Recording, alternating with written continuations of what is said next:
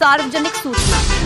ये video driver का संघर्ष SW 358 न्यूज चैनल ड्राइवर का है। इस वीडियो या ऑडियो को चुराकर किसी अन्य माध्यम में इस्तेमाल करना कॉपीराइट कानून का उल्लंघन है। ऐसा करने वालों के खिलाफ कानूनी कार्रवाई की जाएगी। आप इस वीडियो के साथ छेड़छाड़ किए बिना इसका लिंक शेयर कर सकते हैं।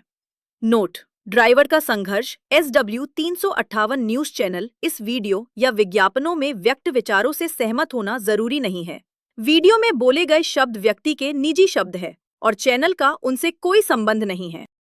नमस्कार साथियों, मैं प्रकाश कुमार सिंह। आज का जो विषय है कि अगर आप कोई भी गाड़ी चलाते हैं या कोई भी गाड़ी, आप ऐसा समझ लें, चाहे वो छोटी गाड़ी हो, बड़ी गाड़ी हो, कमर्शियल, जो पेशेवर आप ड्राइवर हैं, ये आप सभी के लिए जो एक गाड़ी रख के चलाते हैं। अभी मेरे पास फोन आया था, गुलफाम जी हैं, एक 22 चक्का गाड़ी है उनकी, वो खुद चलाते हैं और रहने वाले उत्तर प्रदेश शामली जिले के हैं। अभी उन्होंने मुझे फोन किया, फोन पे बताया कि मेरी गाड़ी क्या यहाँ मैं एंट्री नहीं दे रहा हूँ, तो ये कह रहे हैं कि मैकेनिकल आपका काटना पड़ेगा।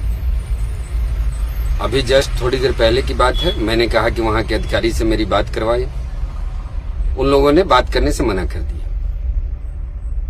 तो मैं इस वीडियो के माध्यम से भारत के केंद्रीय परिवहन मंत्री नितिन गडकरी जी से कहना चाहूंगा, अब कल की बात है जो भारत टैक्सी चालू हुई है, तो मैं गृह मंत्री अमित शाह जी से कहना चाहूंगा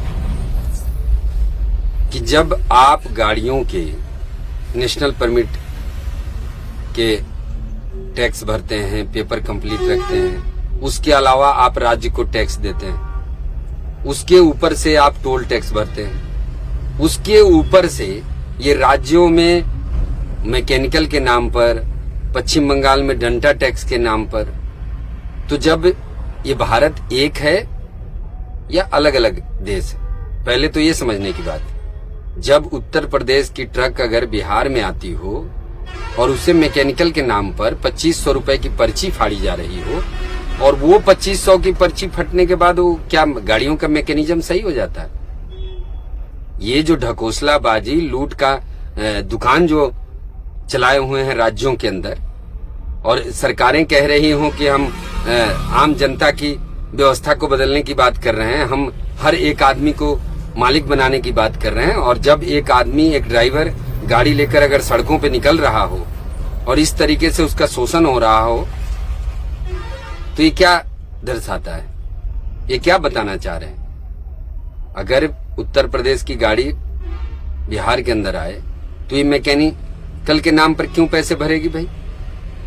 जब गाड़ी के फिटनेस होते हैं, नई गाड़ियों के 2 साल और पुरानी गाड़ियों के 1 साल के होते हैं, तो जब गाड़ियां फिटनेस में चेक होकर गाड़ियों का फिटनेस प्रमाण पत्र मिलता है, तो उसके बाद से ये पैसे हर राज्यों में क्यों दिए जाते हैं? ये बहुत ही गंभीर विषय है। क्योंकि अगर आप कहते हो कि हम जन जन की सेवा के लिए खड़े हुए हैं, लेकिन मुझे तो नहीं लग रहा है कि ये जन जन की सेवा हो रही है। ये हर जगह लोगों को डराया जा रहा हो, चाहे भारत का राज्य कोई भी हो। जब सड़कों पे आप चलते हैं तो आपको डराने का काम कर रहे हैं ये परिवहन अधिकारी। तुम्हारा पायदान रखने के पांव अगर गाड़ियों में बने हुए हैं और उसके नाम पर चालान बना लेना, गाड़ियों में अगर 2-2 हेडलाइट दिए हुए हैं, अगर वो हेडलाइट से रोशनी नहीं लग रही है, अगर उसके लिए कोई एक्स्ट्रा लाइट लगा दिया, अगर वो बत्ती लगा दी ड्राइवर, तो उससे इतना बड़ा गुनाह हो गया कि वो कह रहे हैं कि भाई इसका चालान बनेगा। वो रात में बिना दिखे हुए ले जाके एक्सीडेंट कर दे, दुर्घटना कर दे, हादसा हो जाए। अभी मैं मुजफ्फरपुर से जो पूर्णिया की सड़क है, उस सड़क पे हूँ। अभी मेरे ऑल ड्राइवर कल्याण संघ के संगठन के कार्यकर्ता भी मिले, जिला अध्यक्ष दीपक पासवान जी की पूरी टीम थी वहां। अभी मैं जब इस सड़क पे चला और मेरे पास फोन आया, तो मुझे लगा कि अभी बोलना चाहिए। एक तो मैं इस सड़क के उस कारीगर की प्रशंसा करना चाहूंगा जिस NHI के उस वर्करों की टीम, कंस्ट्रक्शन टीम ने काम किया है, जो रिपेयरिंग इन लोगों ने किया है, कि अगर जिस तरीके की व्यवस्था है, तो मैंने सुना था कि सहनसा ने वो दोनों हाथ ले लिए थे कि फिर ऐसी कारीगरी दोबारा ना हो। वैसी कारीगरी है इस सड़क के ऊपर जो रिपेयरिंग की गई। जब आप टोल ले रहे हैं उसके बावजूद भी सड़क पर रिपेयरिंग आपसे बराबर नहीं हो पा रही है। वो गड्ढे को इस तरीके से बढ़ा है, ये वो लोग समझ सकते हैं जो मुजफ्फरपुर से पूर्णिया के लिए दरभंगा होते हुए, अररिया होते हुए जो इस रास्ते पे गए होंगे, ये उन्हीं को मालूम। तो ये जो लूट खसूट की दुकानें चल रही है, आपको मैं बता दूं कि जो भी व्यक्ति, जो ड्राइवर गाड़ी खुद लेके चला रहा है, वो किसी भी समय भारत के किसी भी कोने में अगर उसको कोई भी समस्या होती है तो वो याद करें। मेरा नंबर कमेंट में रहेगा। आप सभी को मैं बता दूं कि जितने लोग, अगर कभी भी कोई भी आपको अवैध वसूली के लिए कोई समस्या हो तो आप जरूर याद करें, क्योंकि संगठन हमेशा भ्रष्टाचार के खिलाफ लड़ाई लड़ने के लिए खड़ा है। क्योंकि हम गलत करते नहीं, और अगर गलत कर नहीं रहे हैं तो आप गलत ना करें, क्योंकि ये डराने वाली बातें अब अच्छी नहीं है। क्योंकि मैं देख रहा हूं ये इतना डराना, अभी आपने देखा मथुरा की बात है परसों की, ये आज सुबह ही मेरे पास वीडियो आया था। ये मथुरा में एक ड्राइवर को सिर्फ महज इसलिए मार दिया गया कि वो गाड़ी को साइड देने के लिए, अगर कोई बड़ी गाड़ी ट्रक चलती है, जब तक वो जगह नहीं हो तो वो कैसे ट्रक को इधर से उधर लेके चला जाए। ऐसा तो है नहीं कि भाई दबा लो। अगर कुछ हुई होगी और इतना बड़ा गुनाह हो गया साइड लेने में, ये 2-4 मिनट की देरी हो गई होगी, ये इतना बड़ा गुनाह हो गया कि उसको सरेआम पीट पीट के मार दिया जा रहा हो। तो ये क्या है? ये प्रशासन व्यवस्था के लिए सवाल ये नहीं। आखिर ऐसी मनसा, लोगों के अंदर इतना आक्रोश कहां से आ गया? लोगों को अंदर से इतनी तकलीफ है, ये तो साफ दिख रहा है ना कि एक आम ड्राइवर को आप सड़कों पर दिन दहाड़े पीट पीट के मार दें। FIR, खाना पूर्ति, ये सारी चीजें सिर्फ दिखावे वाली बात हो गई। मैं कह रहा हूं कि सरकार अगर आदेश करे तो जब आप गाड़ियों के पूरे पेपर वैध होते हैं, गाड़ियों के टैक्स लिए जाते हैं, उसके ऊपर राज्यों में अलग अलग से क्या कहानियां बनाई जा रही है कि मैकेनिकल के नाम पे अगर आप पैसे एंट्री नहीं देंगे तो आपका मैकेनिकल कटेगा। अरे भाई, तो ये देश एक है या अलग है? ये अगर देश एक है, मोदी जी कहते हैं भारत एक है, कानून एक है, 370 इसलिए हटा था कि सारी जगह व्यवस्था एक बनेगी, तो फिर ये राज्यों में अलग अलग क्या व्यवस्था बन गई? क्या ये केंद्र सरकार इसको रोकने में सक्षम है? मैं ऐसा समझूं। क्यों? क्योंकि जो वीडियो फुटेज इतने सालों से हम लोग इस पर काम कर रहे हैं, और इसके बावजूद भी आप देखें कि 12 साल लग गए। 12 साल बाद आप पार्टी के नेता संजय सिंह ने चालक आयोग और चालक की सामाजिक सुरक्षा की बात संसद में रखी है। ये 12 साल से इस पे हम लोग काम कर रहे थे। तो अगर सरकार बेहतर व्यवस्था लाने की बात कर रही है तो देश में ड्राइवरों का या गाड़ी रखने वालों का 60% योगदान है इस अर्थव्यवस्था में, तो इनको भूलने वाली बात नहीं है। और ये जो राज्यों में जो ये अलग अलग गुंडागर्दी चल रही है, इस पर तो करना ही है। क्योंकि मैं सड़कों के ऊपर देख रहा हूँ ना, रात के 2 बजे 12 बजे लोग सड़कों पे, एक जिला के RTO वो क्या कौन सी गाड़ियों के चेकिंग कर रहे हैं पेपर भाई, रात के 2 बजे वो टर्च जला रहा है 10-10 12-12 लोगों का टीम बना के।